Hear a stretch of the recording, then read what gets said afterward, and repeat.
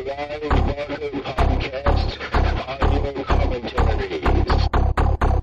Thanks to your generous donations to our Kickstarter funding campaign, Clive Barker Podcast presents Fundraiser 9. Celebrations.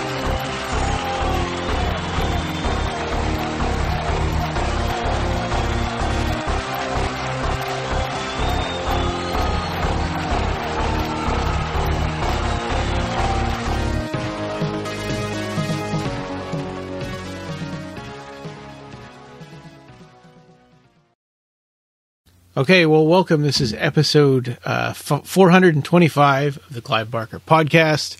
Good evening, Jose. Hi, Ryan. How are we doing today? Good. It's Saturday afternoon. We're recording this as you're getting off of work, so you're stuck on the computer for at least 2 more hours. Yes. Well, Sorry about that. Let me just mute my phone because I think last time it was kind of going off a little bit. Yeah, that was... And so, I'd like to open this episode by making a small announcement that we just found out last night. Looks like Anthony Hickox, the director of Waxworks 1 and 2 and Hellraiser 3, among other movies, has passed away. So, yeah, that's pretty sad. It is pretty sad. Yeah, we found this out by Danny Stewart posted this. At least I found it out by Danny Stewart, one of our friends. He posted that on Instagram, and then I asked him, how did you know? And he said that his sister Emma, Anthony Hickox's sister Emma, told him. And as you know, Danny Stewart was the guy who wrote that book, War is Hell, the making of Hellraiser 3, Hell on Earth. And so, unfortunately, it looks like it hasn't really made the rounds in terms of major websites, but that seems to be the case that we've lost Anthony Hickox. So a sad day for me and for everyone. We'll put the best link we can in the show notes. You know, when we air this, it's Saturday as we're recording this. So when this airs on Sunday, if it's in the news, if there's any news article about it at all, we'll put that in there. Otherwise, we'll just link it to one of Danny's Facebook posts. Yeah, our condolences to his family and his friends and everybody who knew him. Might have to watch Hellraiser 3 and Waxworks this weekend. See if I can get in touch with his vision a little bit. But, it's pretty sad. Yeah, and you know, we think sometimes that we've got all this time in the world to, you know, we'll get around to talking to that person, you know, for our podcast. And that's true. Don't always. You never know how long you have. I mean, for any of us. That's right. Right. But so today we're shifting to a theme still about death, but this is going to be more about entertainment. We are doing a commentary track today for Diary of the Dead, right? Yep. By George Romero. Yeah, we're returning to the A to Z of horror commentaries again, back on Z for zombies, and we're continuing George Romero's series. Of course, this movie wasn't covered by that book because this movie didn't exist back then. And same with Land of the Dead. That movie hadn't come out yet, you know, when the book was made. But we're continuing the Romero series, and actually, this isn't part of that main series of 4 movies because this, as you know, we'll talk about this more. But this is a reboot of the, you know, it's basically starting over, saying, okay, what if this phenomena of, you know, all of the dead suddenly getting back up and attacking people, what if that happened in 2007? Right, which is when the movie is done in Pittsburgh. So we're going to have a bunch of students here, and they're film students. So there's a bit of I think I remember 2007. It was back when I think 28 Weeks Later was coming out. Zombie movies were coming out. Mm-hmm. One weird, interesting fact also about this movie is that the Weinstein Company released, on the exact same day that this movie released, a remake of Night of the Living Dead. Because it was in the public domain, and anybody can remake Night, because it's, you know, the rights got messed up, and anybody can remake Night of the Living Dead. And so the Weinstein Company made one that came out on the exact same day as this movie came out. Oh, wow, what a coincidence. Yeah. And honestly, I think I saw that movie, and I can't remember. I don't think it was very good.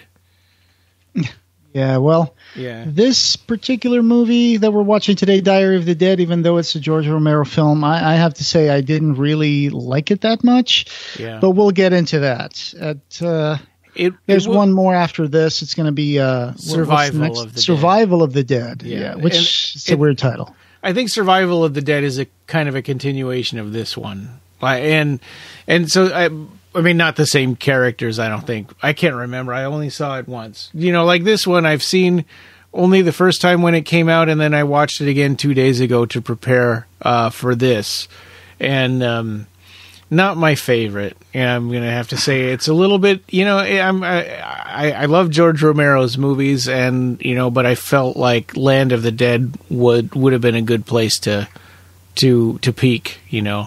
Yeah, I got that idea too. I haven't seen Survival of the Dead yet, but oh boy, this one was a bit hard for me to go through. Yeah. But we'll get into that for sure. You watched the Blu-ray last night, right? Yeah, I did. Yep. Yeah. And one interesting weird fact that really dates this movie, even though it's not that old, is that it was really heavily promoted on MySpace. So there was a MySpace page for it, and all of these bonus features, like the little there's little cast interviews, or not, they're not cast interviews, they're like the all of the characters, right? They do little interviews in the I don't know if it's the bathroom or whatever of the RV, saying how they're feeling as, you know, along the way, as through the course of the events of the movie. Oh boy. And so you can watch those as special features on the Blu-ray, but I think those were MySpace videos. And there was a MySpace contest to make your own zombie movies. And those are all, I didn't watch those. I couldn't. I'm not going to watch a bunch of, like, you know, a bunch of amateur zombie movies, you know, MySpace competition movies. But those were special features on the Blu-ray also. Yeah, so the whole premise of this movie, right, is that that whole zombie apocalypse. And again, I don't think they ever mention the word zombie in this movie either. But Joshua Close plays Jason Creed, a guy who feels like he has to document what's going on. Yeah. Because he wants to make a movie to put on MySpace so other people can know what's going on out there. Yeah. And it's interesting because I think George Romero is kind of documenting the way that video and social media and the idea of and everybody can be a journalist, and he's trying to wrap his brain around that and make a movie and zombies, you know, around that. But it's such a changing landscape that it's hard to make a movie about that and have it kind of, I don't know. It's hard to explain, but the movie was almost dated even right when it came out. So, following the found footage thing that started with, I think, the Blair Witch Project. I mean, the Blair Witch wasn't what started it, but it definitely broke into that whole genre of found footage movies. This one is kind of that. I have problems with the structure of the movie and the pacing, and also the way that the movie's edited. Yeah. Even if you think that it's supposed to be edited by someone who's supposed to be an amateur in the movie. So this guy, Jason Creed, he was thinking about doing a movie called The Death of Death, documenting what happened to, you know, on this day for whoever was left. Yeah. And it's always hard in a found footage film to justify that someone's just walking around with a camera while all these horrible things are happening, and they're not doing anything, and they're just standing there filming. And to see the limited scope, you know, their limited range of vision while, you know, zombies are attacking people all around them. It's like, put that down. You know, you're going to die. And that's maybe one of the least annoying things that happens in this movie for me. Because then there's also like, despite this being like supposed found footage or an actual completed project that someone made, you know, you got stuff like, oh, I decided to put music here to try to scare you. The narrator says that at the movie. It's like, why? And why would you put these things some of these scenes, or why would you put like parts where you can't see anything? Wouldn't you cut that out if you were doing a movie? But like, okay, this is the raw, unfiltered footage, but at the same time, it's not, because it's edited and there's music put into it, and that's a very strange choice for me. Some of the way the characters are bugs me. Like the lead female character, right? It reminds me of Dredd a little bit, because she there's a line that she says all the time: if it didn't happen on camera, it didn't happen, right? And that's like the drinking game line for this movie, because she says that constantly. Yeah, that does come up a few times, which is also a little annoying. It's like, that only counts for movie making. It doesn't count for real life. You know, yeah, I know. Real life happens off camera. You know. Yeah. Yeah, I suppose we should get into it, huh? So if you're out there following along with us, and we've put links on the show notes to where you can watch it on Plex and Pluto, or rent it on Apple or Amazon, or you can follow along on Blu-ray or whatever. On DVD. Yeah. I have this ready to start. I have it on, let's see, what do I have here? The first logo that comes up is Dimension. Yeah, so right before the Dimension logo. All right. Well, I think I've done the last couple countdowns. You want to count us down? Yeah, let's do that. So just go ahead, play when the countdown happens, and it's 3, 2, 1, play. So that should be looking at the Dimension logo now. Yep. And the increasingly cursed, Dimension Extreme logo. Yeah. Oh! And the cursed Weinstein Company logo as well. Oh, my gosh. Yeah, it's interesting to think. He's talking about this movie like finally he gets to be, independent. In all of the special features, he talked about how he finally got to be independent and have his own cut and do whatever he wanted because it was a lower budget, more independent movie. And it's like, it's a Weinstein movie. Like, how did that happen? Yeah, I think he produced this one with his Romero Grunwald production company. Yeah. And it was low enough budget to be under the radar, I guess, for the Weinsteins, because they didn't bug him, I guess. Yeah. So the tagline I remember from the poster was, "Where will you be when the end begins?" Yeah. And I like the opening. The opening is pretty cool. So you got a news team covering something that happened, like a family, looks like a murder suicide. The dad killed the mom and the kid. Yeah. And then killed himself. So this kind of bugs me coming up, though, because you're going to see an ambulance pull up, and then the news crew asks the ambulance if they could move the ambulance out of their shot, and they're like, "Oh, okay." It's like they would say, "No, go somewhere, move your camera. We're not going to." I know. Yeah. It begins here, right? The annoyances at the way that the movie is made. Yeah, it's like video. I mean, they're setting it up right away that media and video and news are more important than everything. Yes, I understand that he's trying to criticize, the fakeness or the staging of sometimes media news. Because if you go to a place where something's going on, you'll find like all these people just lined up on one side of the sidewalk with all the cameras lined up.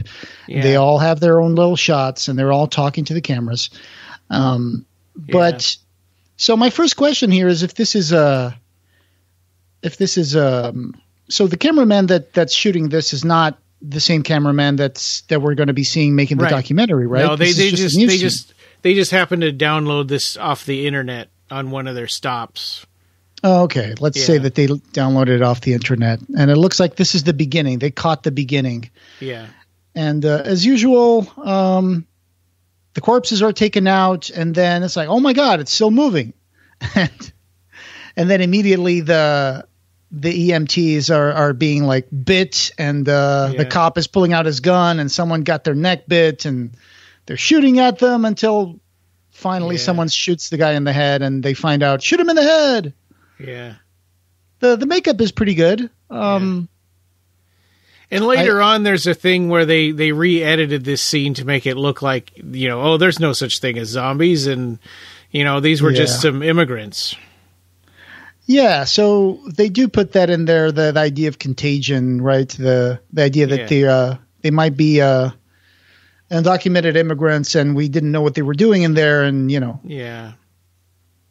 the reporter gets mauled, and of course, it looks like in this movie it's the same as usually happens with other Romero movies. It's like you get bit, you're going to get sick and die and turn into a zombie. Yeah, and it happens in every movie. It seems like it happens faster than the last one. I think they actually put something I have a bit of an issue with it. This looks like some of this footage looks like actual footage from like natural disasters. Oh. You see people looting a supermarket, helicopter footage. You see people bringing out, bodies into ambulances. Maybe from Hurricane Katrina or something. Maybe, yeah, that could be something like that.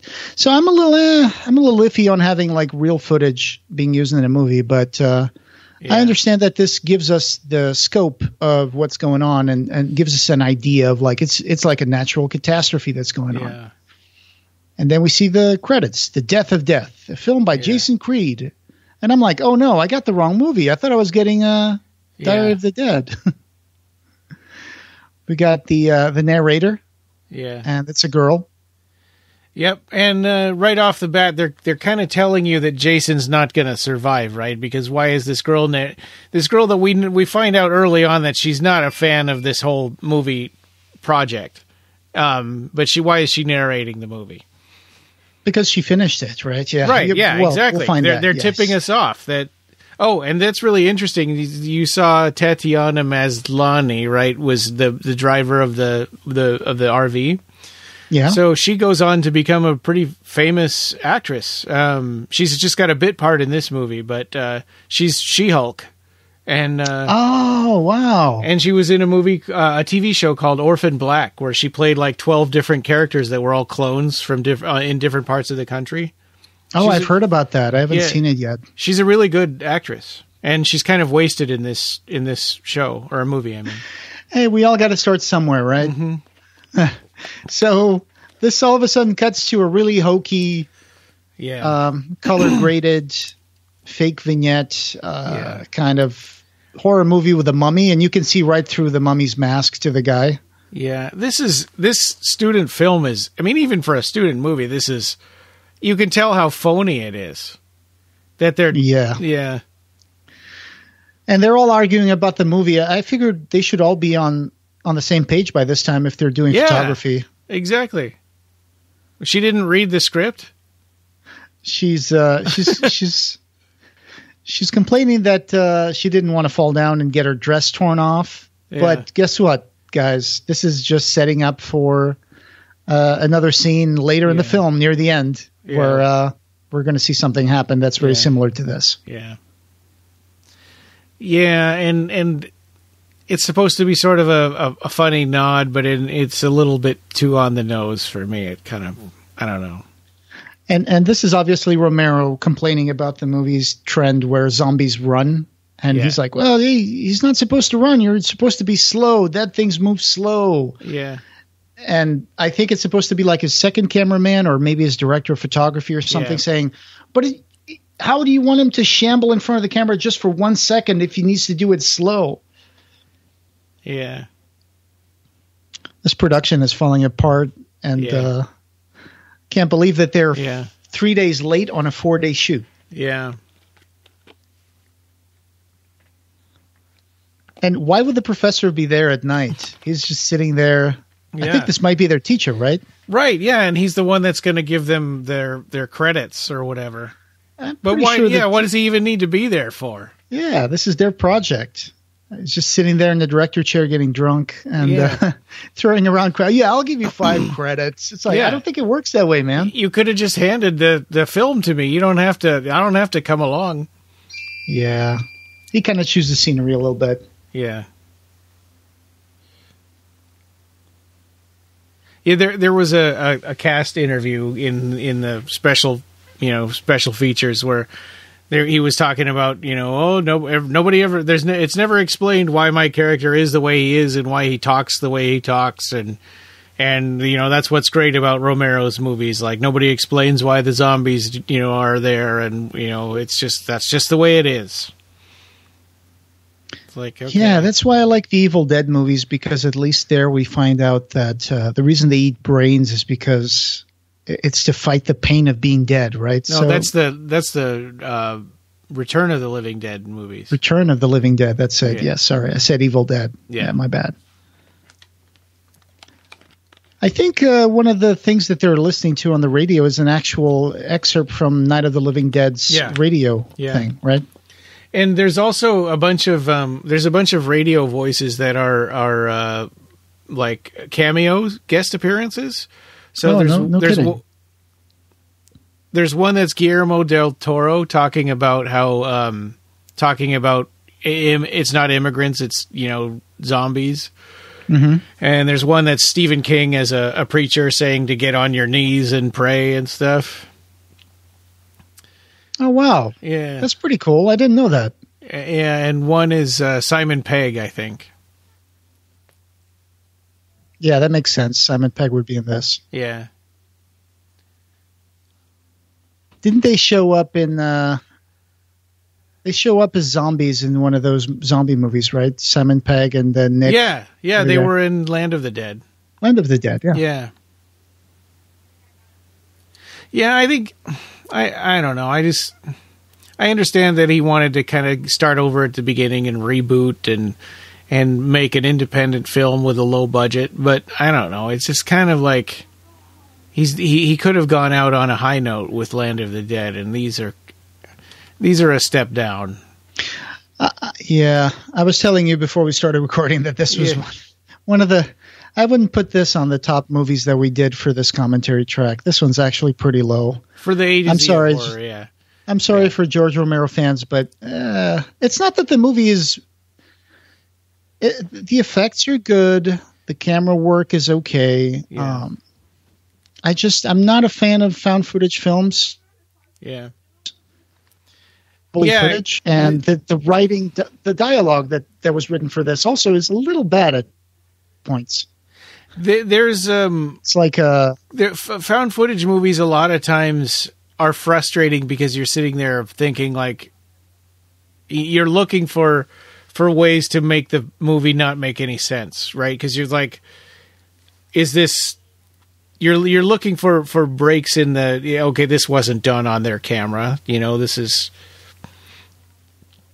And so you spend a lot of time trying to see past their, found footageness. Yes, yeah. And there's some writing that I had issues with. Like, I think at some point someone's going to say the problem isn't waking up dead. The problem is that the dead are waking up. And I'm like, what?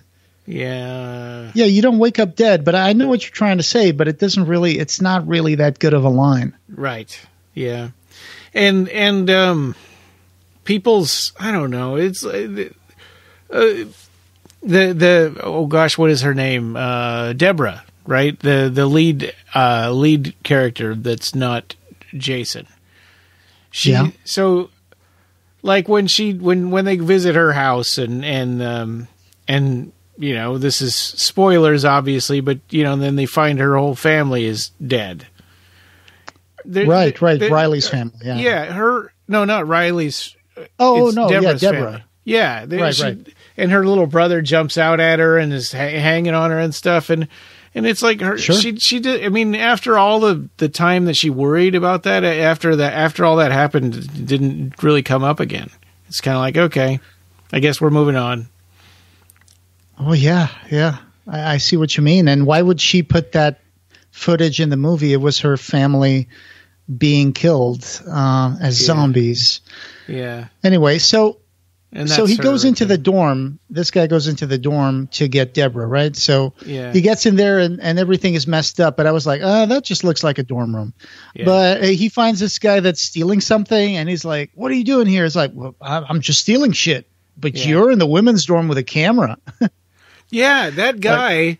The way he popped out and said that stuff and then ran away totally reminded me of a video game character, right? Like somebody like an NPC, yeah. Yeah, he would pop out like a jump scare in a survival horror game and then run away.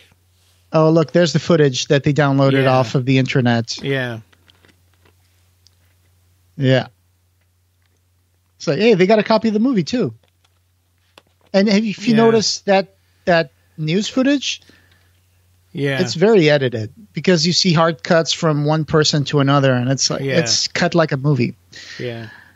I don't know, man. It's like, I don't know. George, you could have stopped at Land of the Dead, but let's keep going. Yeah, and Cloverfield bothered me for this same kind of reason too. It's like I just wish that it would be a normal movie. It's like I just want to see the monsters. Can you just let me look at the monsters instead of this found footage?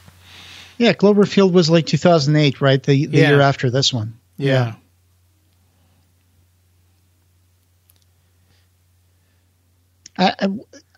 They're trying to make it like the dorm is kind of ransacked, and so. But it's low budget ransacked, right? It's like let's mess up some papers and pull a thumbtack off of that flag on the wall. There's like an IKEA lamp that I have in my office. It's an IKEA lamp right there. It keeps showing up in the movie, and I was like, why did Deborah stay in there? Why aren't there? Are there more people in the dorm that lock themselves up? Why didn't she go anywhere? Yeah.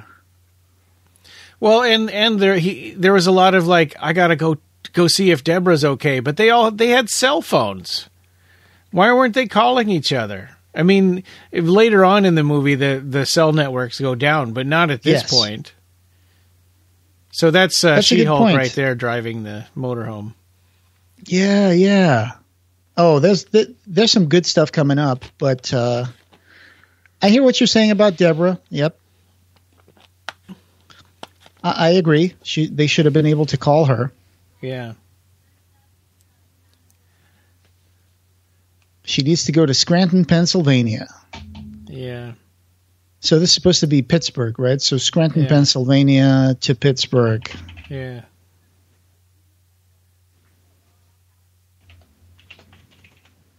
Let's see how far it is.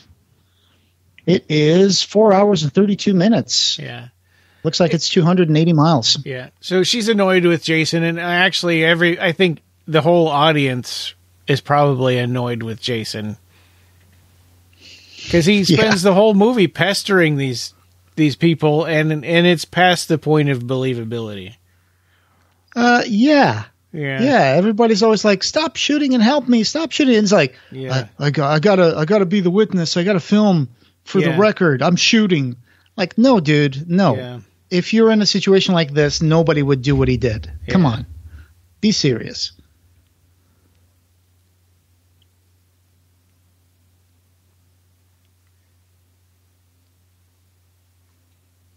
So I guess this Winnebago is their production van. Yeah. Yeah, I'm wondering if it belongs to the school. Because the little TV that they've got has a sticker on it that says, like, property of the college or whatever. Oh, I see it. Do not break. Yeah. So maybe the whole motorhome is property of the school? Film department. Yeah. Or maybe it's their van and they set up TV City in the van. Because that's what, when you set up the screens and monitors to see what you're shooting, they call that TV City, I think. Oh, okay. And usually they put that, if they're shooting in an apartment, it goes into the bathroom or something like that. Because, So the Texas girl has a cell phone sitting right there next to her. Like, they could have called to see if Deborah was okay. Yep, but then you'd miss that guy scaring him with the dorm. TV set, TV set or computer or whatever he was carrying. Yeah. So that is Amy Lalonde. She didn't do a lot of stuff from what I can tell. Oh. But she was in this movie. This might have been the first big movie that she did, I think. Yeah. There's a scene later where she's going to have to kill her boyfriend there, and she doesn't seem broken up or like upset about it at all. Not only in the special features, like in her little interviews in the toilet area or whatever. Yeah. So I guess Deborah must have gotten the video clip that she shot on her phone with her boyfriend just now, because they put that in the movie. Oh, that's a like a flip video camera. It's not a phone. and BS that it would look that good on a flip phone. It would probably be like 15. No, it's that's a camera. It's not a phone. I was wrong. Oh, it's a camera. Yeah. Okay. It did look like a flip phone for me, too. Yeah. That teacher has no qualms getting drunk in front of his students. It's amazing. Yeah. Even they make fun of him, like, about spirits, right? They make a joke sometime around, oh, we'll always find you where there's spirits. Yeah, good one. Oh, here we go. Yeah. I can't believe the guy just said, we're never going to get past that. We should go back to the dorms. I know. It's like, go to the right of it. Exactly. I was thinking that too. Like, are you serious? You can drive around it. Yeah. And he's all burnt to a crisp, but his hat is still on his head. So yeah. Yeah. How did that happen? Okay. Well, cool. This is kind of a scary moment. Yeah. I like this. And I like how she's going to have to run over some zombies. Yeah. Which, let's be honest, if someone was doing this, if you were the driver, you'd get messed up doing this too. Yeah, yeah. I think this part is pretty real. Boom. Yeah. Oh. And everybody just kind of stays there in the queasy moment for a while. Yeah. And this is where it kind of sinks in, at least for most of them, I guess. She doesn't believe it, though. I mean, she's just kind of like, oh, I just murdered like 5 people. Well, yeah, I mean, yeah, that's what I feel anybody would think, right? Because at this point, you see people moving around. It's like they probably needed help, and I just ran them over. Yeah. She didn't stop either. God damn it, Jason. How do you feel? I know. Yeah. I think that's a big problem with this movie, right? Is just that the writing. His narration is just really his grading. He's not only grading these characters, but he's grading the audience, I think. He is a bit, yeah. I was like, oh my God, dude, why would you ask that? Yeah. I understand that maybe at some point they were trying to come up with, he's looking through the camera so it doesn't register as real, or maybe he's trying to distance himself from it. But it's like, when it's something that involves your survival and survival of your friends, and it's happening to you right now, nobody would keep holding on to the camera while someone's getting shot in the head. I mean, come on. And Mary was one of the most likable characters, and this is pretty much it for her.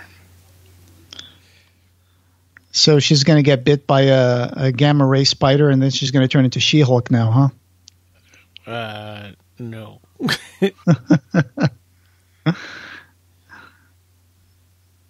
She's just taking some time. What? Did she have a gun? It's like, where does the gun come from? Yeah, she had a gun.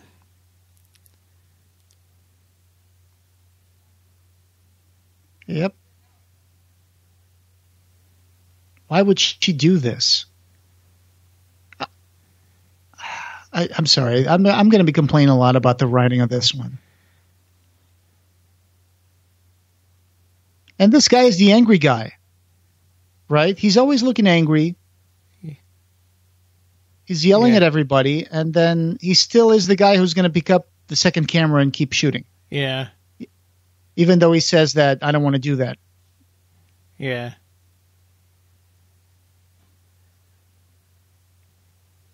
Well, that's a big jump cut. They're never yes. They're never really super clear about how she shot herself. Like, did she just shoot her cheek off, or what happened? Yeah, you do see the exit wound on the side of her face. So maybe she put the gun in her mouth and just her. But then why did she? Maybe underneath the chin, and then just kind of came out the side of her face. Yeah. Yeah. But then she dies here in the hospital. Yeah. I mean, honestly, she should have died on the floor. I mean, they just cut through from the middle of nowhere in the road to the hospital, and it's like, I'm pretty sure she had shot herself in the head. Who knows how far, how long they drove to get here? Yeah. And what did you think about the hospital being so empty? Yeah, I feel like it seems like they haven't really given enough time for the world to fall apart this much. To me, it's more like, even though it's nighttime at a hospital, I've been to hospitals in the nighttime and urgent cares and stuff. There's always a lot of people. There's a ton of people in hospitals all the time. How is this hospital so empty? Well, it's empty because it's taken over by zombies. Yeah, but there should be more bodies on the floor and stuff. There's so many old people in hospitals, people who can't go anywhere. Yeah. And this, to me, just screams, oh, they found a set or they found a hospital that was closed that night and just went there to shoot the scenes. If they were evacuated, where would they even go? I mean, a hospital would be probably the best place for them to be. Yeah, yeah. And all the people who are, getting hurt and stuff, they would be coming to the hospital. Yeah. It should be running over with people. And at this stage, I would think that the world would have been organizing and trying to figure out a way to deal with this, and hospitals would have been like an important place. You'd think so. Yeah. You'd think so. But at the same time, it's like, I don't know, man. I saw what happened with the pandemic. Yeah. Also, if she edited the movie, there's another thing that really annoys me is these bleeps and things that she left in the movie. Even though she edits the movie in other scenes, right? She leaves in all these like blips and there's weird cuts, interference, static. Yeah, there we go. Yeah, why are those blips even in there? It's the battery and the camera. It's a low battery. You see the little low battery signal on the bottom corner. I don't think that shows up on the recording, though. I think that only shows up on your viewfinder. Yeah, absolutely. That's another one of those tropes. Yeah. Oh, she's going to fry her brain. Oh, it blew up her eyes. Yeah. I don't know that actually happens that way, but I had to take a class on how to use those paddles. Oh, did you? Yeah. For like rescue? No, well, they're in our first aid kits in our building now, so... So defibrillator. Yeah. They don't even really make noise. Right. Yeah. They don't do the No. And it's got an audible voice. I mean, at least the ones that are for first aid, they have a voice that gives you instructions on when to use it and when to stop and when to do CPR again and stuff like that. But I'm sure these ones wouldn't have all that, but, because they're for doctors to use. So why would he stay behind by himself just filming? Yeah, because he's guarding his stupid camera that's charging. Just put it down and let it charge. And they had two cameras, right? They had that girl's camera. He could have just said, hey, can I use yours until this one's done charging?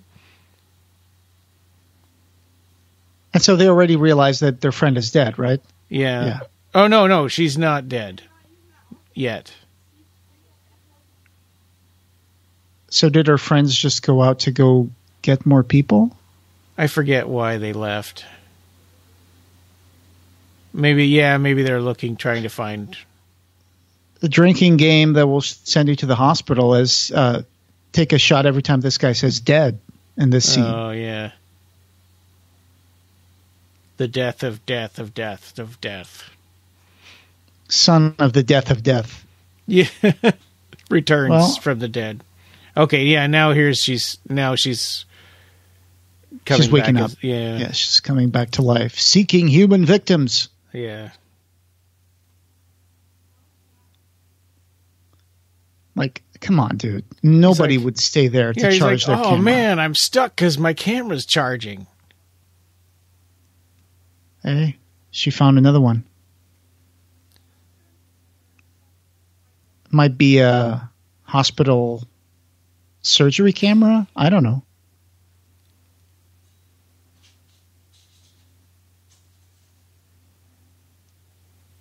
Oh, my God. And these two cameras have the exact same resolution and film grain and stuff. Yeah, good point.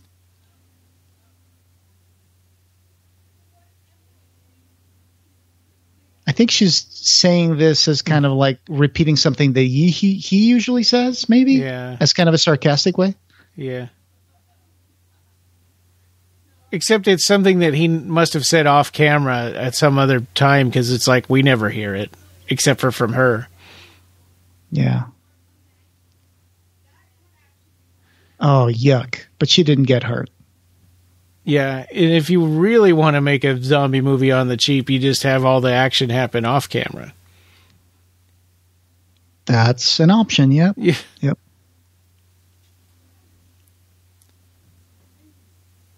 This is so... Yeah, this is pretty bad. This is Yeah. pretty bad. Oh, there's the guts. Poke. Yeah. Like a bag of potatoes. Yeah, trying to make it like Day of the Dead.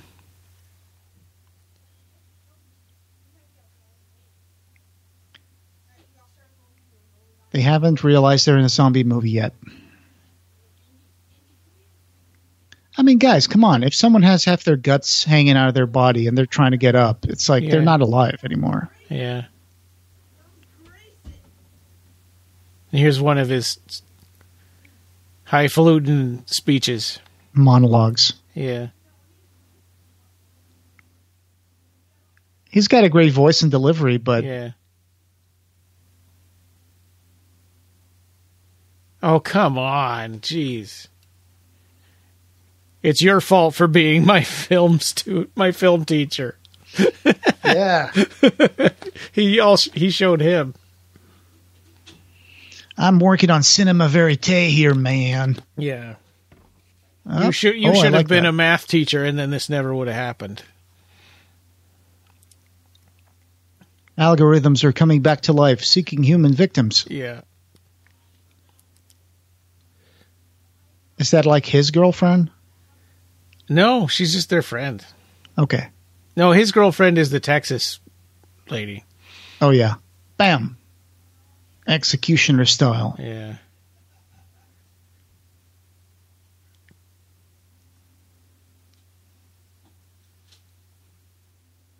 Can you believe two people were recording this scene while their friend gets shot in the head? Because I can't. No.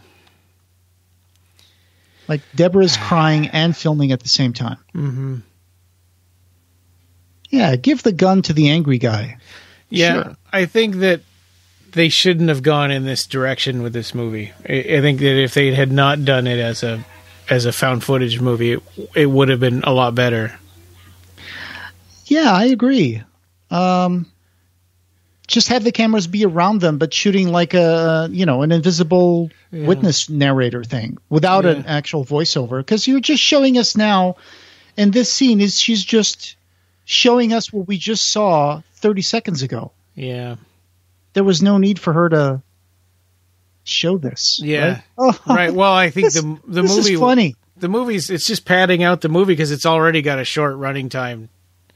This part was funny to me because they're walking and they seem to be completely unaware that there's a guy trailing an IV bag with a wheel, squeaky wheel holder. Because he was off camera, so they couldn't see or hear him. Oh my God!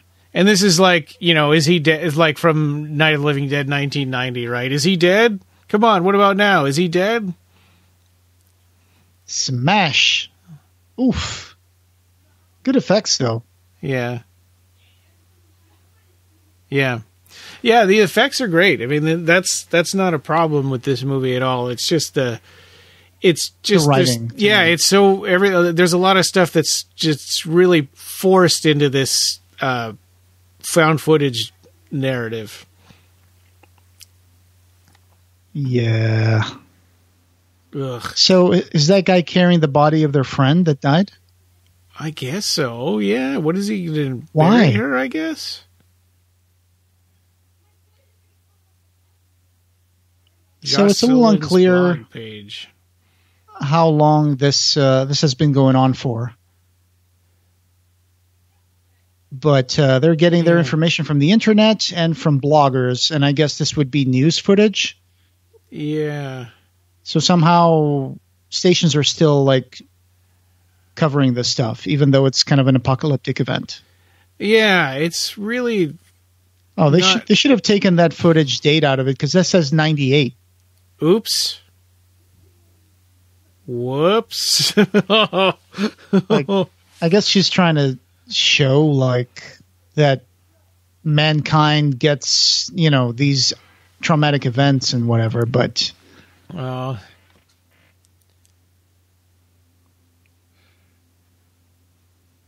Yep. They just buried someone in the woods. Okay.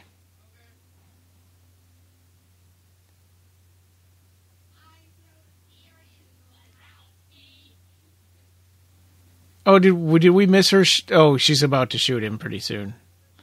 Yeah. I mean, it's clear at this point that anybody who dies comes back, right? Even if you don't know about zombie movies. Yeah. She's like, no, I'll do it.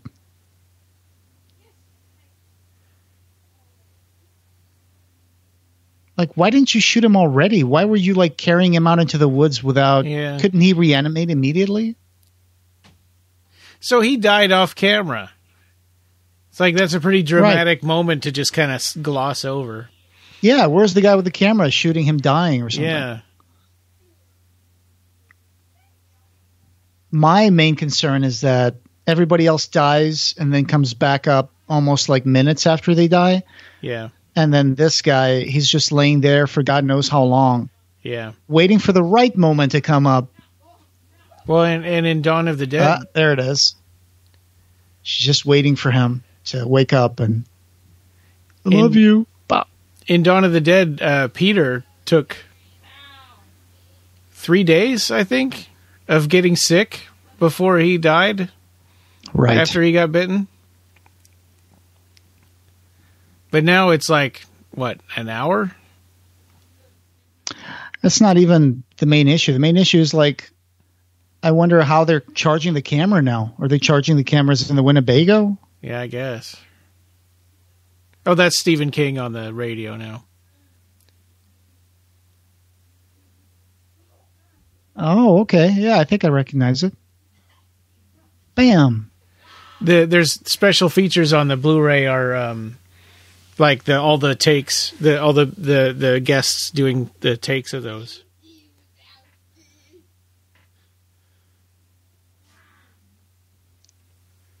Owner armed. Oh, yee. Bonk. Oh, he's still alive. That didn't work.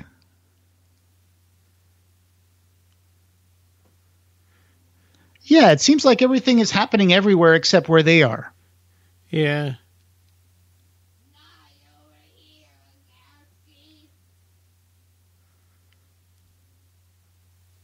And I think the guy who's talking on the radio is also another director. Oh. I don't know. It sounded like Joe Dante to me. I'm not sure. Oh.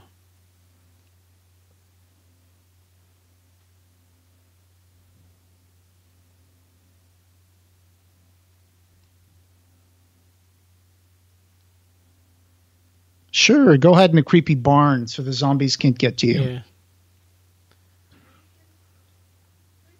Oh my God.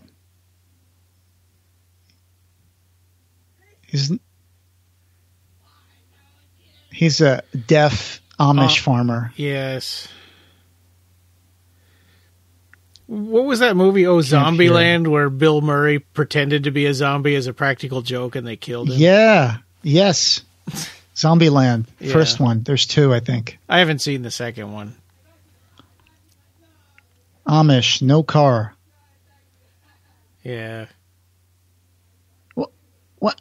Is he reading their lips or something? I don't think he's deaf. I think he just can't talk. He said can't hear. Wrote it on the you're right. little blackboard. Yeah. Maybe, I guess you're right. And then he just pointed at, hey, look, behind you. Yeah, they didn't notice my God. all those. Okay, I know how he got deaf. Yeah. Boom. I'm Samuel. Hello. This is like comedy at this point, right? Yeah. This is the shot of the movie that kind of broke Yeah. me when I was watching. I was like, come on, dude. What and the hell's the going way on? that he kills this last zombie and kills himself is like, oh, come on. He just with blew that- up 3 with that zombies, and then he scythe. writes, I'm Samuel. Hello. Yeah. Yeah. I'm sorry, George. This is not your finest hour of writing and directing. Yeah. Oh, the clown. Oh, my God, the clown. Zombie clown. Oh. Yeah.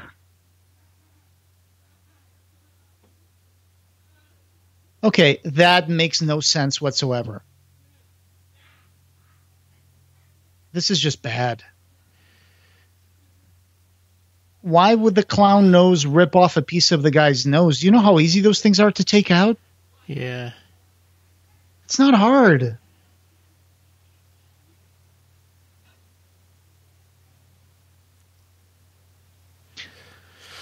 Where are all these people coming from? It'd be cooler if they were all Amish, like they're the village, like right. the guy's family or something. Right, yeah. You have to kind of wonder where did all these people come from? Back door. Yeah. Yeah. Oh, he's got a tunnel to take wheat to Mexico. So this is what I don't get is they left her laying there under the RV while they're all hiding and running away. That's and nice. She's still working on the RV. Yeah, and she doesn't realize that she's surrounded by a bunch of moaning people. Yeah, that's. Oh they're like, God. "Oh, we're running away! Hurry up and fix the RV. You stay behind." He's got the scythe on. It's on. Yeah.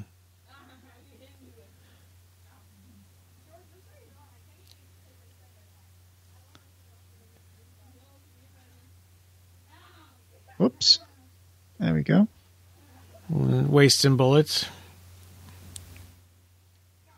I love that chick saying, "Guys, what is happening? Like, Yeah. What do you think?" Yeah.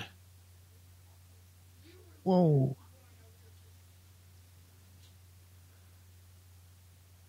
Oh, they finally realized. So wait a minute. Did she have a camera laying next to her, I guess? Yeah, I guess she had that little camera that she was filming herself and her boyfriend. But it's like, yeah, you're right. Nobody would. Why would she put the camera down by her? Yeah, this makes no sense. Yeah, it's just really, so they could have the shot. Yeah. That's the thing about found footage. It's very, I want to use the word contrived, right? Yeah, exactly. Oh no, they got Samuel. And this bugs me. This is probably the worst, one of the worst things in the whole movie. I know, it's ridiculous. Yeah, first the dynamite, now this. He wouldn't have like ducked or something first. Well, yeah, and I mean I know he got bitten and stuff, but come on. Yeah, but he wouldn't know that getting bit would kill him, right? Yeah. Yeah, this is brand new. It's only been going on for like a day. Oh my God, I feel like this is going to be the worst commentary track where we're just trashing the movie, but yeah. Well, this is the worst of the A to Z of horror, not because we watched Barn of the Blood Llama. That's true. Okay, that one, but that one has a little more entertainment value just because of how goofy it is. It's pretty rough. This one, I think the problem is it tries to be a serious movie, but then you've got scenes like, the guy throwing dynamite and blowing up the zombies and saying, "I'm Samuel, hello," and then killing himself with a scythe. Yeah. And then you've got stuff like the chick when she leaves with the van saying, "Don't mess with Texas." They put like a little Texas song. Yeah. Why? Yeah, it's like that makes no sense. Yeah.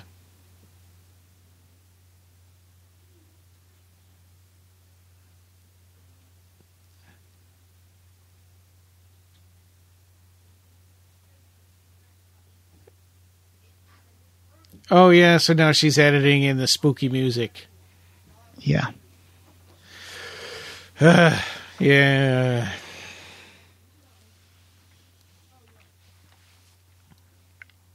Like, yeah, this is like, we don't like, they don't want strangers. They come out with guns, but all of a sudden it's like, okay, well, let's go.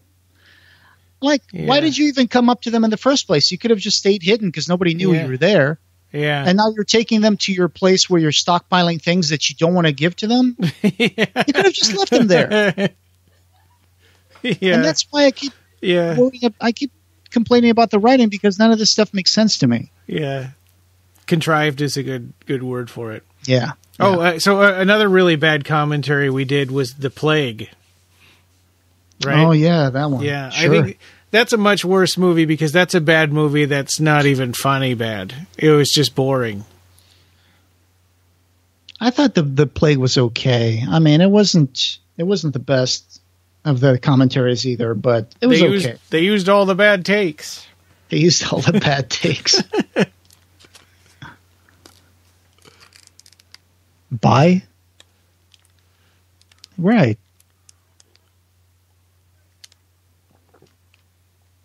Yep.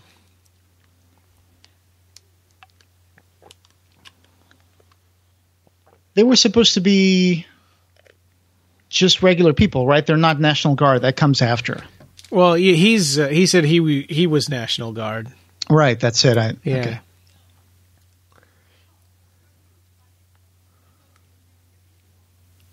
Yeah, there it is. Yeah.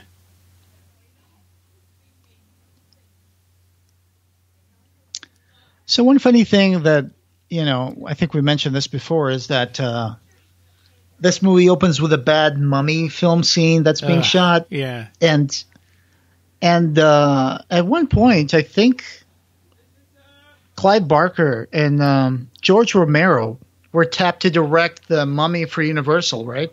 Yeah, with Clive, we had Clive Barker and George Romero like consecutively on the same project. Yeah, right, yeah. And Mick Garris was going to work on the Clive Barker version. And some connections that I think we could still make is that Heckelstale, right? Heckelstale, which there's George Romero as a police officer, and here's where he's explaining everything away, and they re-edited the footage to make it look like they just killed some immigrants. Gotcha.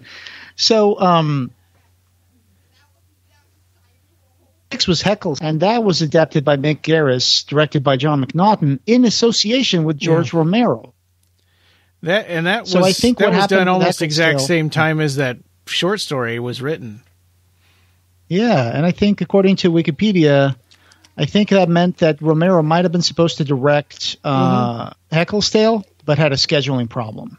He was starting Diary of the Dead, and he had announced something called Solitary Isle, but I don't think that ever got made. I think Survival of the Dead is that, because it takes place on an island. Oh, yeah. Okay. But honestly, I remember this movie a lot more than I remember Survival of the Dead. I can hardly remember anything from that movie.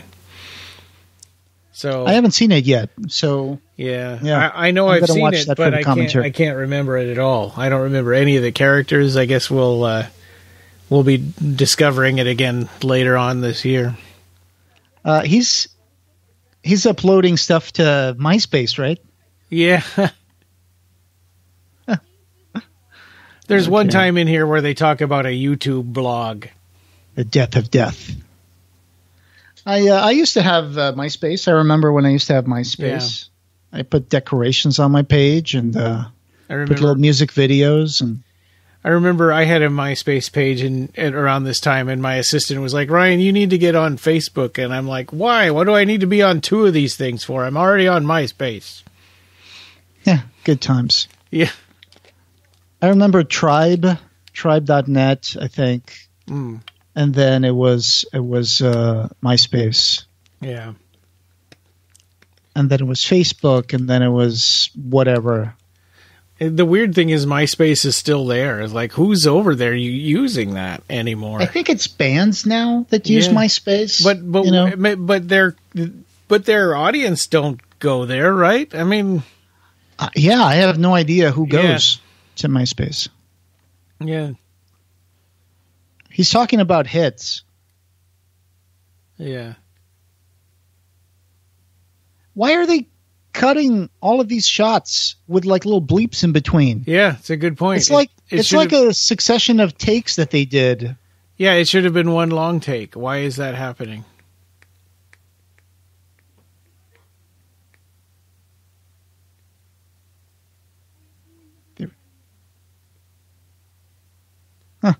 This reminds me when Jared Leto came back from the pandemic being declared a global emergency, a global pandemic. And apparently, I remember the news came that Jared Leto had no idea what was going on. He was at a 2-week spiritual retreat somewhere, and he had not seen the news for 2 weeks. And I was like, wow, must be nice. Yeah. Hey, it's Ridley. Oh, yeah. Why is he still wearing the mummy suit? Yeah. Stupid, right? Even when they get there, like hours from now, he still will be wearing that. Hasn't it been like days at this point? Yeah, right. Yeah, they've already spent the night. Huh. That is very strange. Yeah. And he's at his house, right? He's got access to all of his clothes. That's one of those things, man. I know, for example, I really get hung up on those tiny details. Like when we were reading New Testament, and I was complaining that thing goes on for days and weeks, but none of the characters in the comic book ever changes clothes. Next Testament. Yes. Did I say New Testament? Yeah. I was like, oh, okay, we're going there. Right. Well, it was supposed to be New Genesis, but then it turned into Next Testament. Next Testament, right. Yeah, that's right.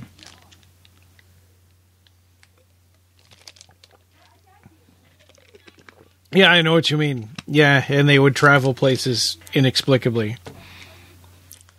Again, I don't think there's any reason for this group of people to be taking them in and just giving them stuff. Like, this movie's trying to make it so everybody's watching out for number one, but these guys are just like, they brought a whole group of random ass people into their hideouts, and they're going to give them stuff for them to leave. Yeah. You could have just said, dude, get your van out of here. I don't care. That's not my problem. Get out of here and go away. Yeah. And otherwise we'll shoot you. And they would. Yeah. But, at the standoff of this, section of the movie, Deborah's just going to come out and say, well, what are you going to do? Shoot me? We're not leaving until we get what we want. And he already said, we're just going to give you like fuel. And then it just goes like, okay, you can take whatever you want. Well, and like, what? It's also weird because these guys came running in and smashed the guy in the face that was holding a camera. Yeah. So it's like, but then they're coming back at him, from a different angle, like, oh, these are the disenfranchised, African Americans.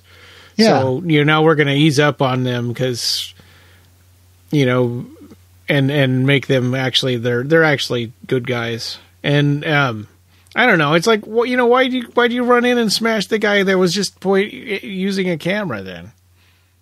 It wasn't a gun. I like the death with the acid and the zombie that's going to happen. Yeah, I don't think that's what would happen. I think it would just burn his skin a little bit. Yeah. I mean, it would burn his clothes too, and they don't burn. Yeah. Everyone with a heartbeat. I think...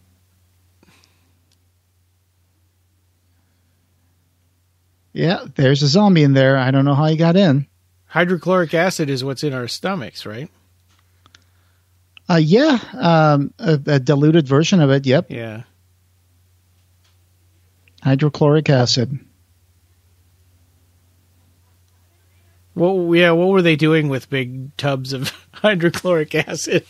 It looks like it's some kind of warehouse, right? Yeah. Like an industrial warehouse or something. But most of the stuff that's in there seems to be stuff that they've gathered up for themselves. Well, they could only carry so much stuff in there, so a lot of that stuff must have been there already. Yeah, maybe so.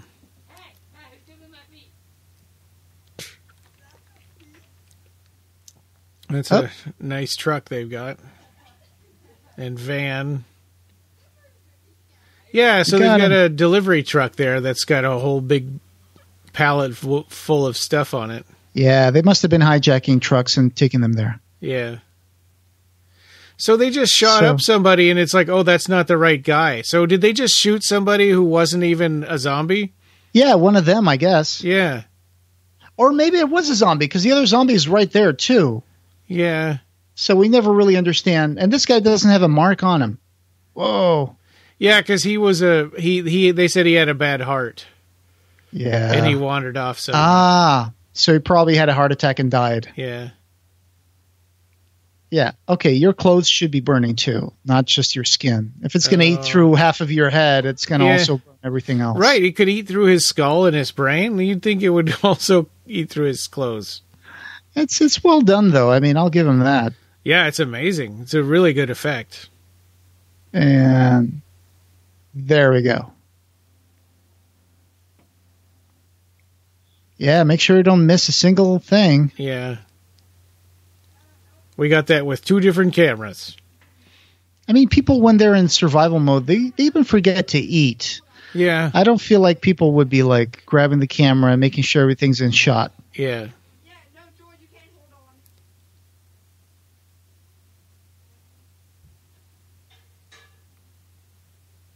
hold on. Lip gloss.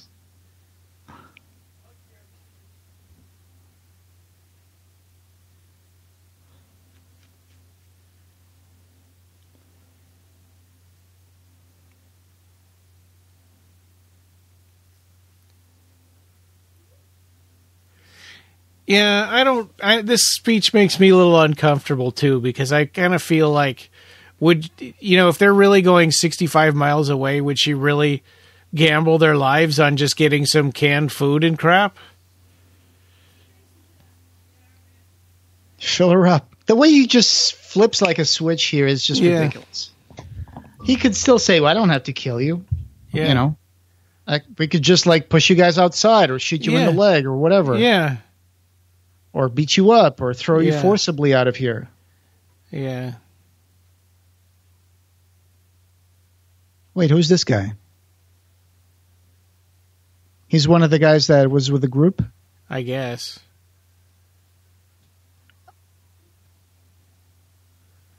Uh-huh. Sure, friendlier.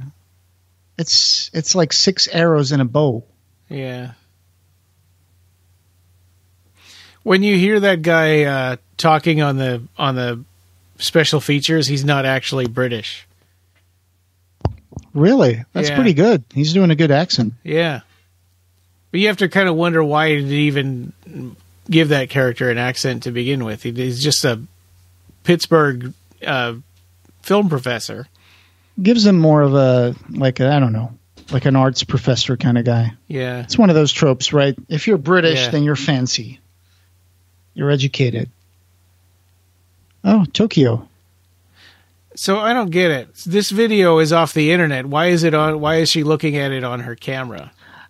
To me, that still looks like a phone, right? Isn't that like a phone? Is it a phone? I thought it was a flip camera. And also, there used to be those 720p HD flip cameras. We had one. You know, I think we can't look too closely at that. Yeah. But you're right. To me, that's why at the beginning I said it looks like she's filming on her phone. But that thing wouldn't. I mean, if it's just a camera, that wouldn't even be connected to the internet. It would have been more work than it was worth to put the. Yeah, that's why I'm saying it has to be a phone, right? I guess, or it's just bad writing.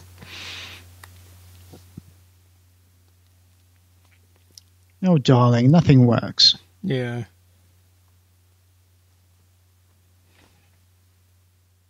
Asian woman saying, "Don't bury dead. First shoot in head." That's like, okay. Yeah, way to rhyme. Why wouldn't she even be talking in Japanese, maybe? I think. Yeah. Yeah, right. Maybe she was trying to reach everybody in the world as much as she could. Yeah. Yep. Back in 2007, they didn't use HTTPS.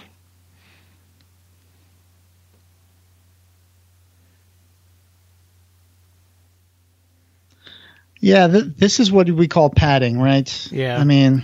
Well, this movie's, the runtime is only 1 hour and 35 minutes, and they had to pad it out that far.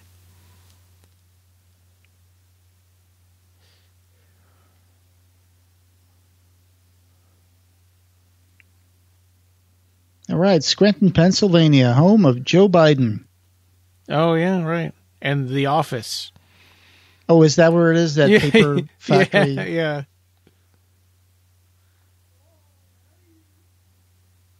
Man, clean your windshield.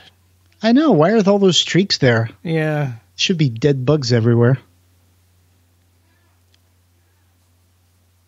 All right, so.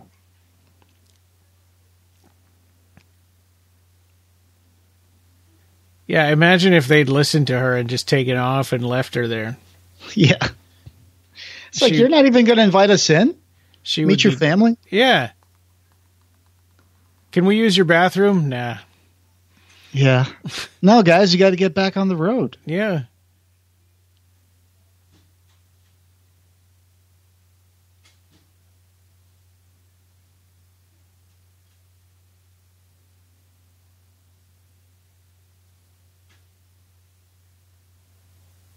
There we go.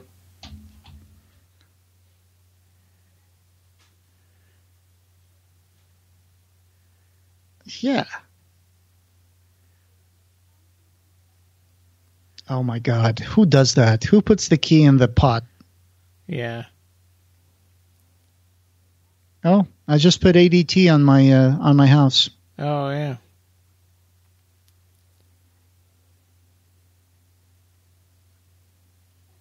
Great. Tell everybody. You know, you'd think she would edit that part out of the video, giving away her security code.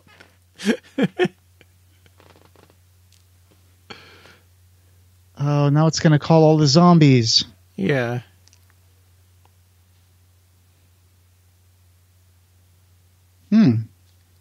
That's the garage. In the special features, George Romero was talking about how this walk through the house and into the garage was one big long shot and how complicated it was to set up. Yeah, he said that people had to duck out of the way of the camera and stuff when they turn around. He said that the guys who he got for this movie, they were all really good actors and did a lot of theater. And he said, I think they could have just made the movie one long shot from beginning to end and they wouldn't have missed a line. Okay, there's blood there. I think if they'd done that, it would have been probably more interesting than trying to make it a found footage thing. I like there's a whole bunch of blood and a blown out window, but they still got into the garage, parked the car, and took out their luggage from the car and then went inside.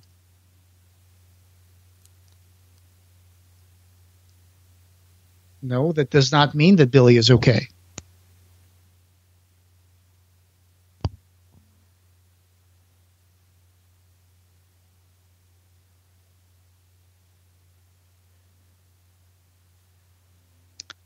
How about you guys check those corners and go room by room instead of just running off into the house where there might be zombies?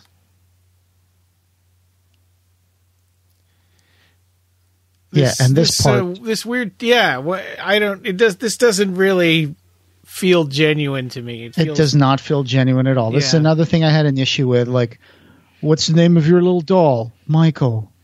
It seems patronizing.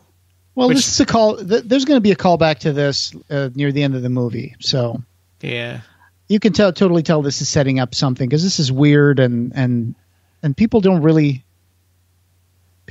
talk like this. Yeah.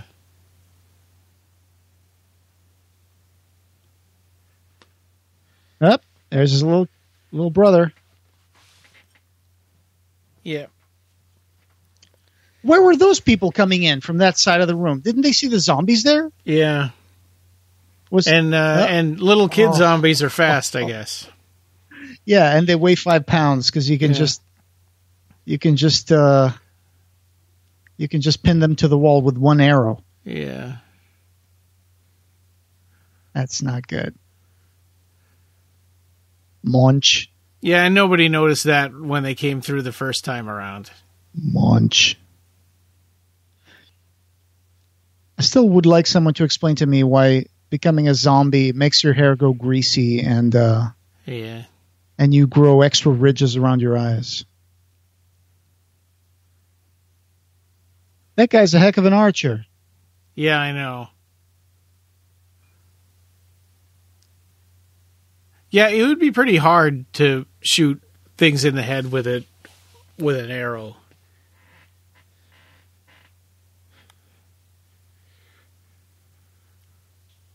This lady is barely in the movie, and I think she's probably happy that she's barely in the movie. Yeah. It's like, they only got me my sideways profile. Yeah. Mm-hmm.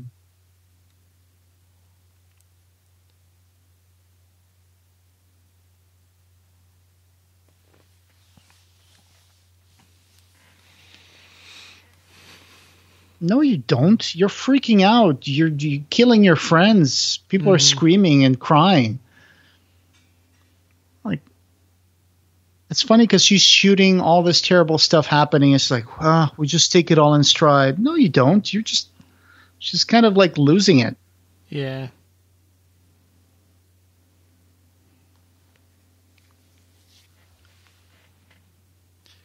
Yeah.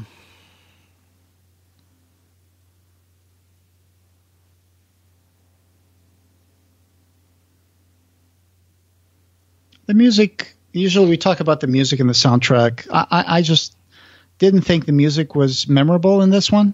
It feels like it might have been public domain.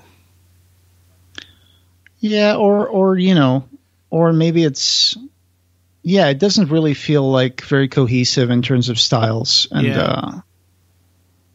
I don't think it was public domain because it says here in the IMDb, there's a song called Any Other Way, written by James Parker, produced by James Parker, and performed by the Captains Intangible. So that's at least one song. Okay. So it's one of those things where they got... And they put the Yellow Rose of Texas in there, which is a traditional song. That's probably a public domain. Yeah. And the Prelude by Frédéric Chopin, which someone's going to be playing. But the Yellow Rose of Texas, they only played like 5 notes. Yeah. Which is fine. We didn't need to hear the whole thing. Yeah. Hey, Dad. This is a part that I saw last night where they were like making fun that he drinks so much. Right. Wandering Spirit. There we go. It's true. I'm a drunk. Good one.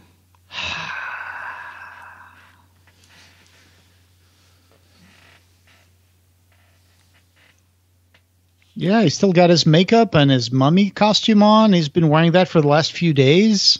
Yeah. He's still going to be wearing that when he gets there. Yeah, it's crazy. Yeah, now it'll be like... Oh, God.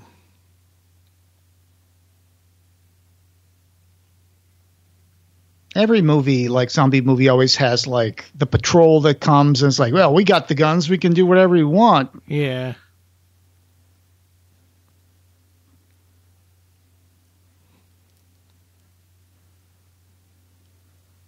Yeah.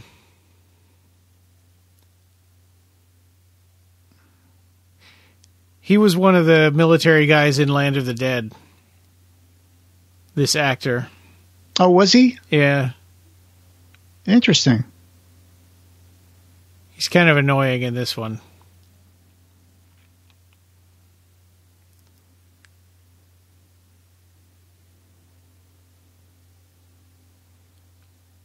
Where would they even put that stuff in those little Hummers they have, open Hummers? Yeah.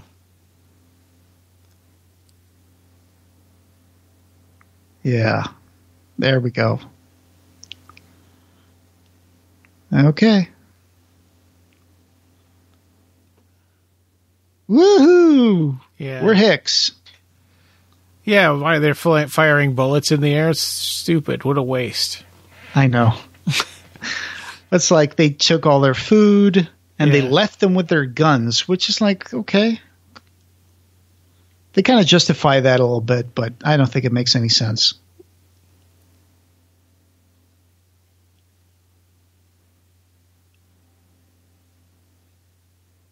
They're not murderers, just thieves. It might be the same thing here. I mean, Yeah.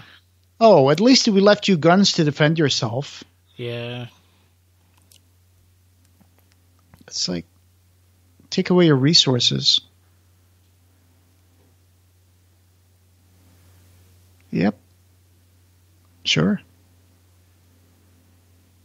You're a little bit late in the movie to be coming up with this idea, but sure. Yeah. It's like the movie's almost over now, but okay. That's another one of the things about zombie movies that usually disappoints me is that there's not a lot where the movie can go with that if you're just showing what's happening. Yeah. What's really interesting in zombie movies is how people are dealing with it and how they're, Yeah. Oh. Okay. Is this supposed to be like army footage? Yeah, body this camera? is like body cam footage that they got off of the internet, I guess.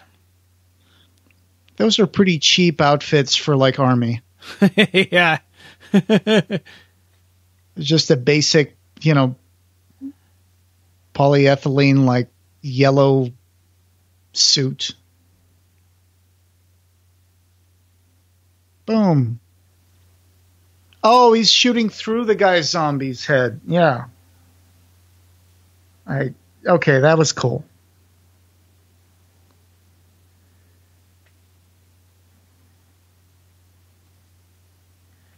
What?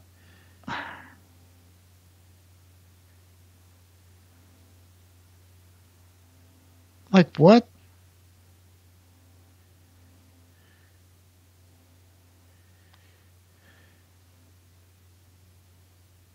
Oh boy. Okay.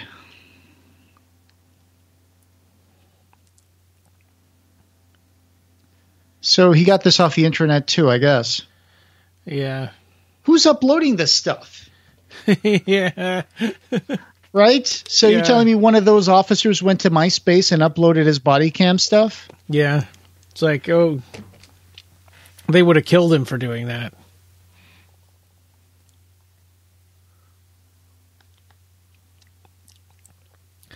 Those guys would have known immediately who uploaded that because it's like from his point of view. Yeah, of course. It's just kind of weird. Yeah. They're putting up these clips, and Yeah.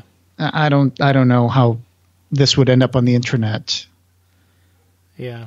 Like if phones aren't working and stuff like that, why would there still be internet working? Right. Yeah, that's a good point.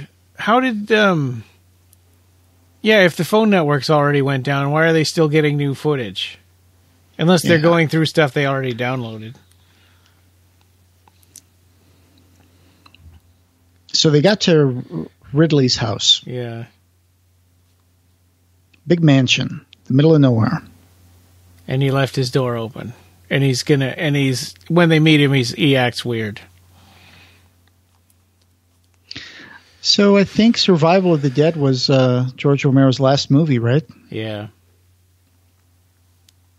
I think he passed away in 2017. Of course, when he passed away, there were people making fun of Romero not coming back as a zombie, but Oh. I know.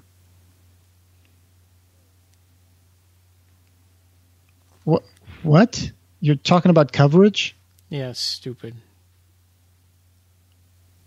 He should be worried about what's going on in there. And I now want to he's got cover everything. he's got and his- he just points the camera to the ground for a while and says, "Okay, ready." Yeah. What did he do?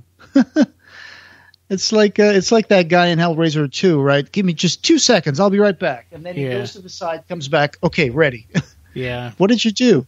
Did you just went to that side outside the camera to tuck yourself or something? Yeah.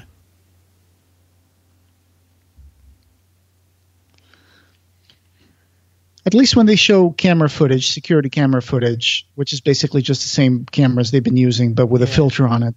It makes sense because the guy does have a panic room in his house. Yeah, and she would have access to it later on in the movie. Yeah.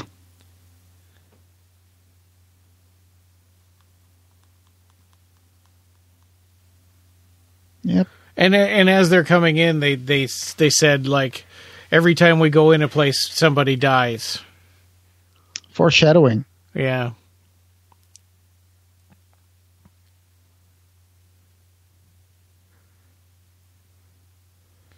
That's not the first edition of Tale of Two Cities. Come on, dude. Well, he's a film professor. What does he know? Hey, guys.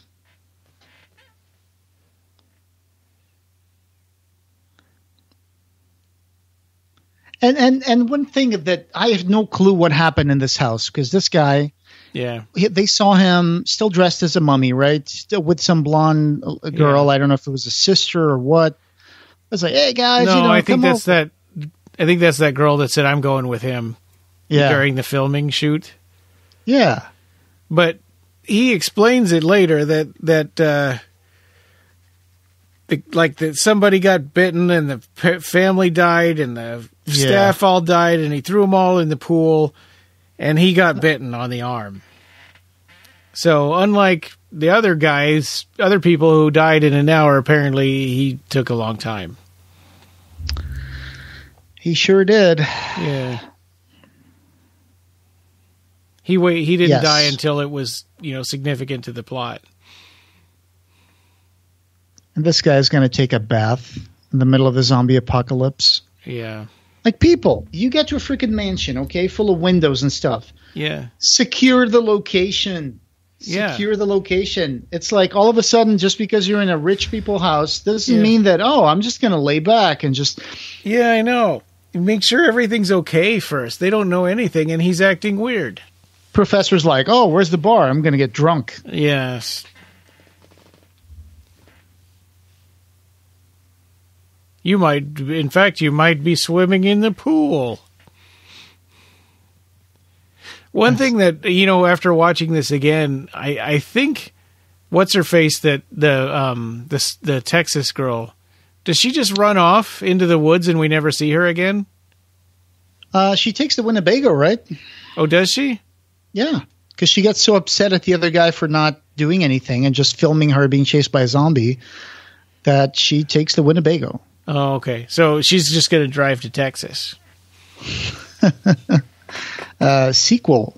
Yeah. No, I mean, she says that in her confessions, or whatever, on the special features. She says she can do it. She's going to drive. She's going to go all the way to Texas. Yeah, the guy who just said, I'm not going to get the camera. That's not the movie I want to do anymore, is going to keep filming now.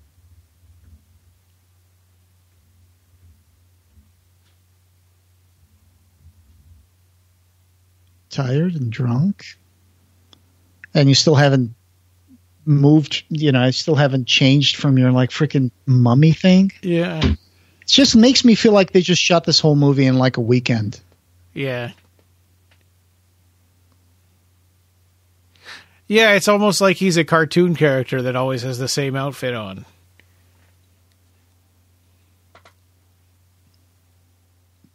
This is where something's wrong, and you're going to be like, she's out back, but she's not alive.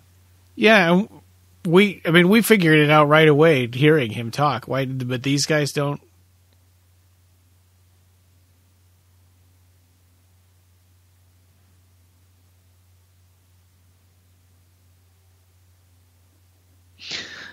So, yeah.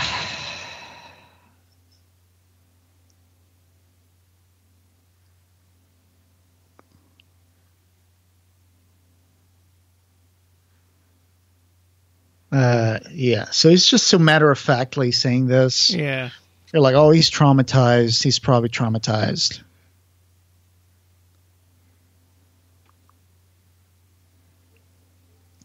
This doesn't make any sense, though. The whole I had to bury them. I bury them in here. It's like, you didn't bury them. No, he just threw them in the pool. Yeah, but that's weird. They're hearing all this crazy crap, and they're letting their dumb friend go up and take a bath. Yeah, it's like they should be all getting together and making a plan, not like, Yeah, they should be like, wait a minute, guys, this isn't safe. We just saw blood, so let's go and gather everybody and secure this. Yeah. No, they're just going to go check out what the wacky, crazy guy dressed as a mummy is going to take them to. Even though they know he's going to show them his entire dead family, which might be zombies at this point. Yeah. It's just the writing, man. The writing's Yeah.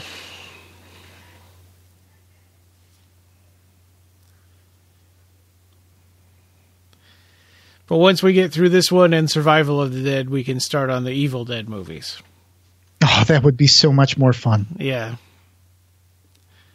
Although I kind of, Evil Dead, if you see Evil Dead 2, you don't really need to see the first one, but I guess we can still do it.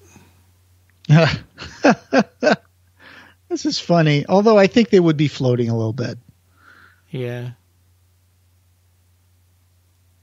Oh, yeah. Show us the same thing we just saw where you focused in. Yeah. Like they just zoomed into the wrist to show us that it was blood.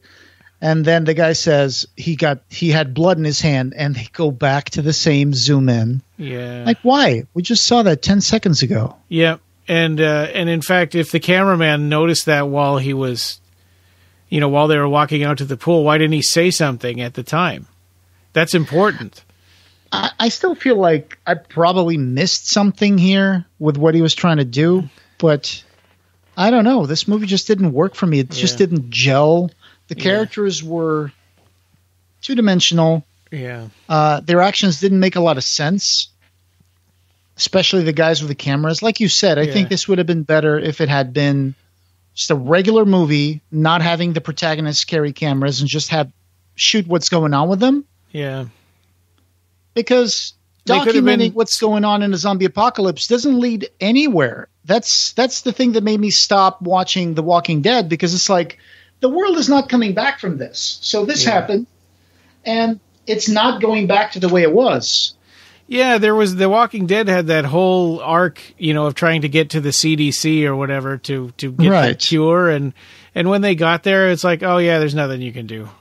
Yeah, and everybody who dies is just going to turn into and that was a big letdown. So here's where we're going to get a call back to the Mummy movie scene they were shooting at the beginning, right? The exact two same people. Look, the guy's just standing there. Yeah.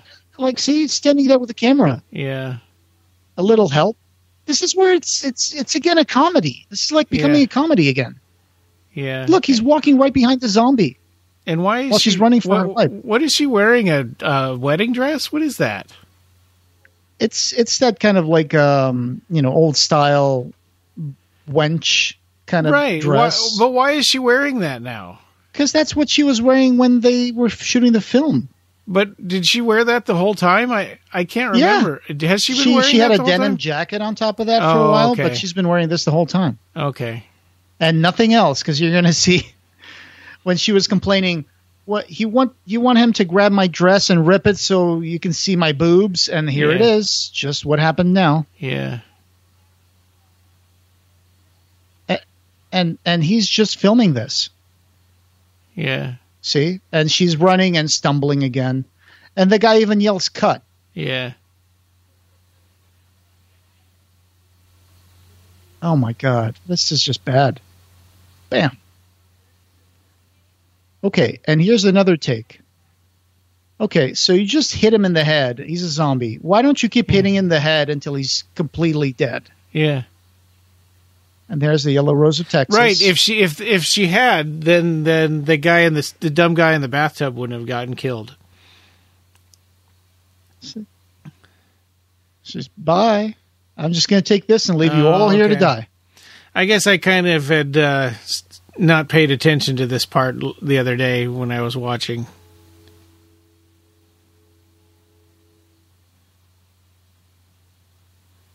Yeah. Like, what the hell, dude?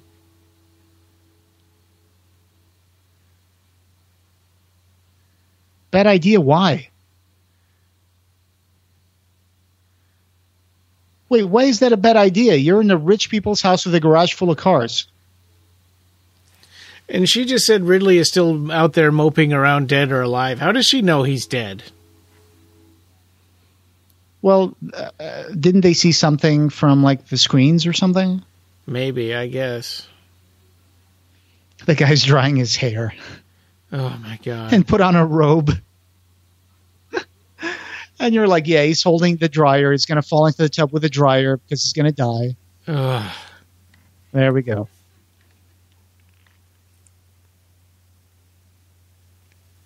Oh my God. So does that kill Ridley? I can't remember. Yeah. So who's shooting this now? Right. Something else. Just say it. He's a zombie.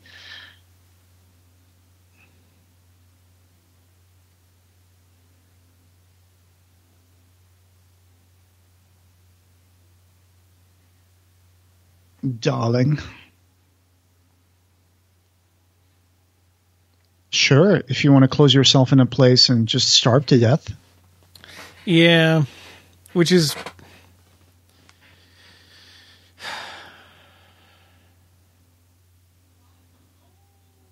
I am pretty sure that if you find a couple of swords on the wall in the library, they're not sharp swords. They're just decoration. Yeah.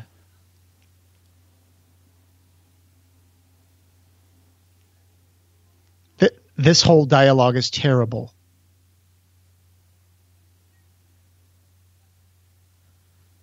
No. Yeah, Jason's stupid. And that guy just putting the camera on his shoulder is like, what the hell is going on?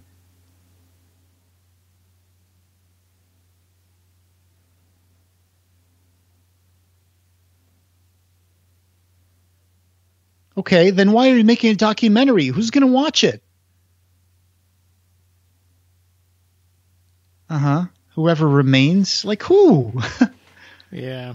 In one sentence, he says there's no point in surviving in a world like this. And then the other one is like, I got to keep doing this for the audience, for people who are going to see this when this is done. Who's going to see that? Yeah. And the moment he said okay and he puts the camera down, I knew he's going to freaking die. Yeah. Sure enough. Yep.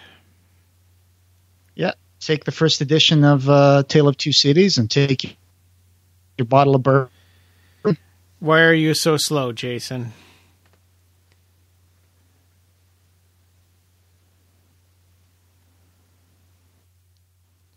So he was right there. Come on.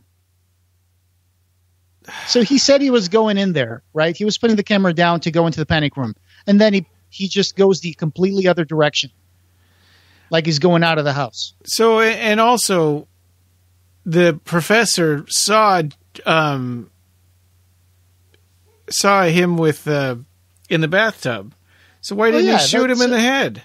Yeah, they knew that that guy was. That's so you could see this. They had two opportunities to kill him. I know, man. This is why I keep saying. Yeah. They've been shooting zombies in the head throughout all the movie, but now since they know that there's a zombie in this property and that nobody does a thing. Yeah.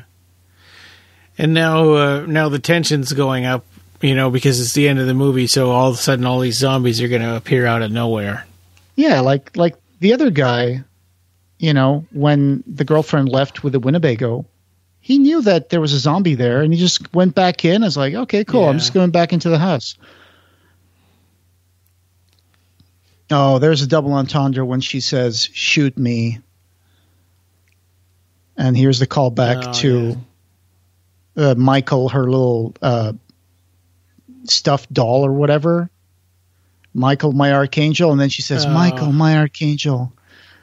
Oh, I see. Who would do that? Tell me. Who would hold the camera with one hand and shoot your boyfriend with the other while you're filming?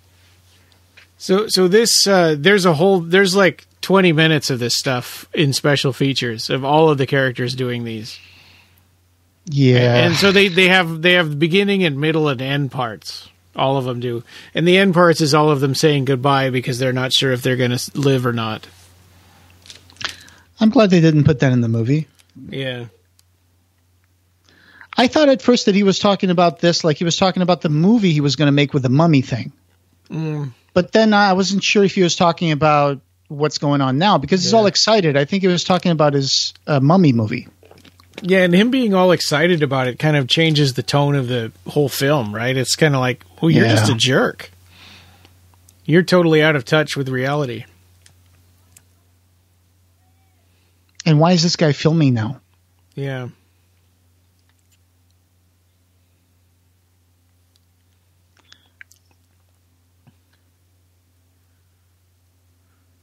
It's funny because there was another throwaway line that he said to her during the movie, who says, "Remember, you used to shoot better than I did." And then she says, "Yeah, and I stopped because I didn't want to become you." Yeah, so it's just dumb. So it just tells us that she knows how to shoot a movie. She knows how to edit. Yeah.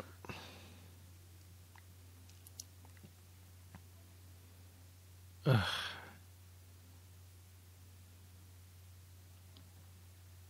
Oh, sure. Go ahead and shave because that's important.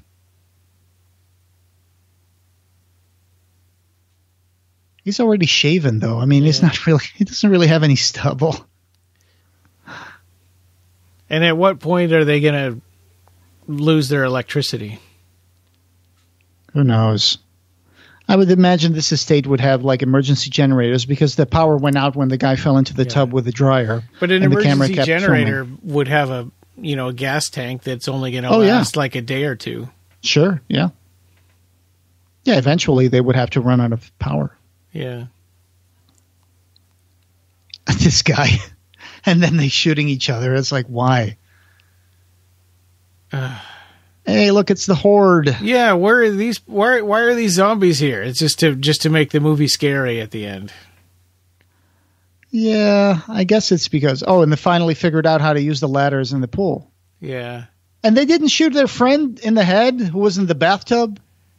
Yeah, even though they were just sitting in the library smoking a cigarette, not doing anything, they could have secured the place, dude. Yeah, I just have a lot of issues with the writing.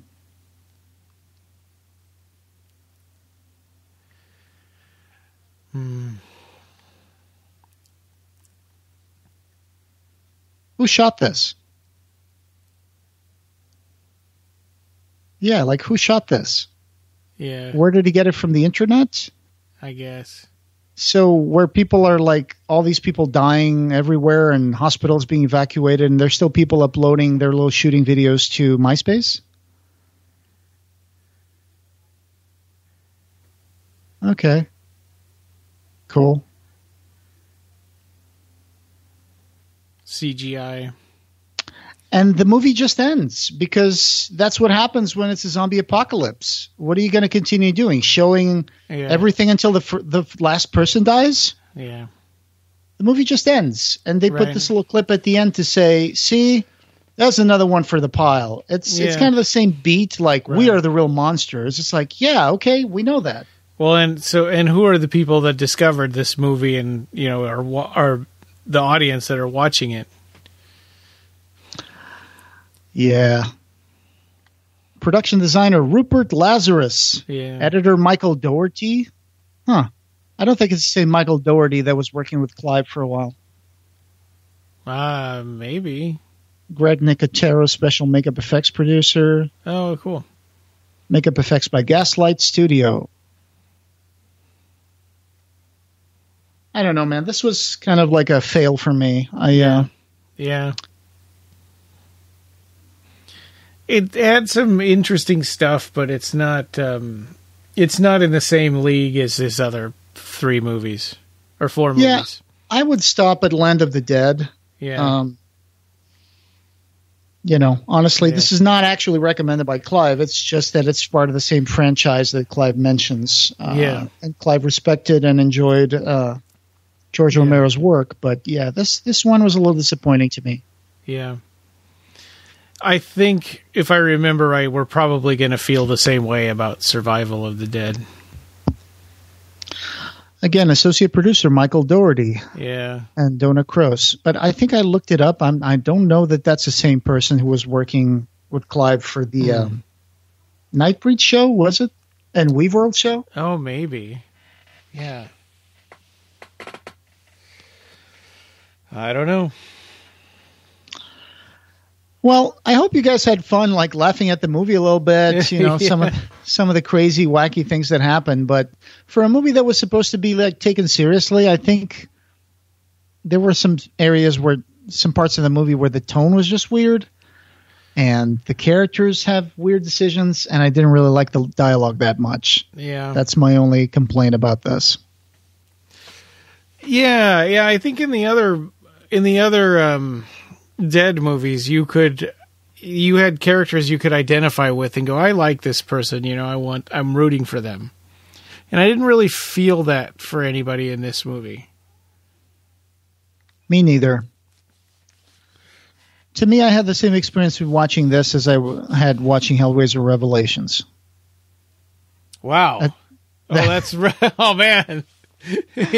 I would still put this a few steps above Hellraiser Revelations, I think, though. Yeah.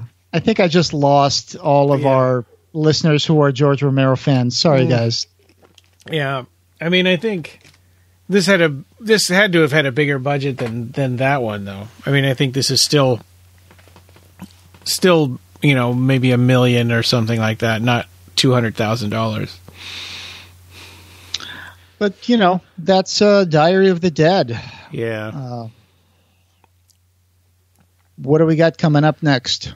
So coming up, we'll have Jericho Squad 77 is going to continue on. We've got more news and interviews, and we'll come back to the Hellraiser Boom Comics and maybe unused Hellraiser scripts if we can find any to talk about. And we'll continue this on to Survival of the Dead. Sure. So stick around with us for that one. Yeah. Any Other Way, written by Parker, performed by the Captain's Intangible. Yeah. All right. Well, thanks for joining us for this commentary track. And what do we usually say? And my credits aren't even over yet. You can tell. You can tell I've had enough of this movie. Usually I kind of clap my hands to tell my editing self that it's, I can start editing again, when the credits are over. It's a Friday night as we record this. Yeah. I'm probably going to go out for a little bit now. All right. We're almost there.